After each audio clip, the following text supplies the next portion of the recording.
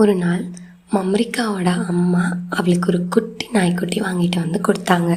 நாய்க்குட்டியை பார்த்ததும் மம்ரிக்காவுக்கு ரொம்ப சந்தோஷம். வாவ், க்யூட் அப்படின்னு ரொம்ப சந்தோஷப்பட்டான் மம்ரிக்கா.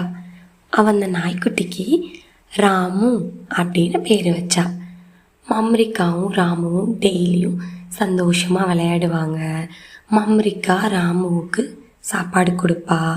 ராமுவை தூக்கி ரொம்ப சந்தோஷமாக கொஞ்சுவா.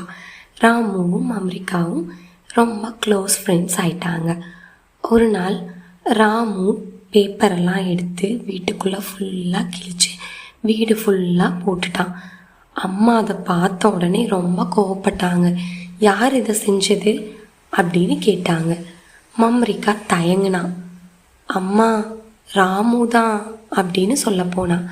ஆனால் மம்ரிக்கா எதுவும் சொல்லலை. மம்ரிக்கா யோசிச்சா, ராமு இன்னும் குட்டி தானே, அது தெரியாமல் செஞ்சுருக்கும் அப்படின்னு அவள் யோசிச்சா. அவள் அப்பா அம்மா கிட்ட சொன்னா, அம்மா, நான் தான் ராமுவை கவனிக்கல, அது என்னோட தப்பு தான் அப்படின்னு சொன்னான்.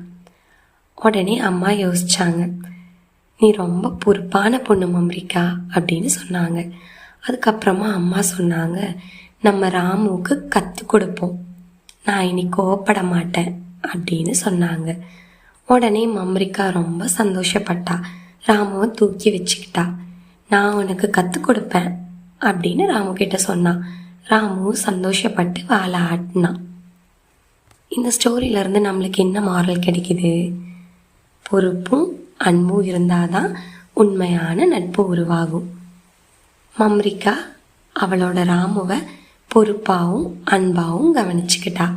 நம்மளும் இதே மாதிரி நம்ம சுற்றி இருக்கவங்க எல்லாத்துக்கிட்டேயும் பொறுப்பாகவும் அன்பாகவும் இருக்கணும். நம்மளுக்கும் நிறைய நட்பு கிடைக்கும் இல்லைங்களா? இந்த ஸ்டோரியிலேருந்து நம்ம இதை தான் கற்றுக்குறோம். உங்களுக்கு மம்ரிக்காவோட இந்த வீடியோ பிடிச்சிருக்கா? அப்போ வீடியோவை லைக் பண்ணுங்கள், உங்கள் ஃப்ரெண்ட்ஸோட ஷேர் பண்ணுங்கள்.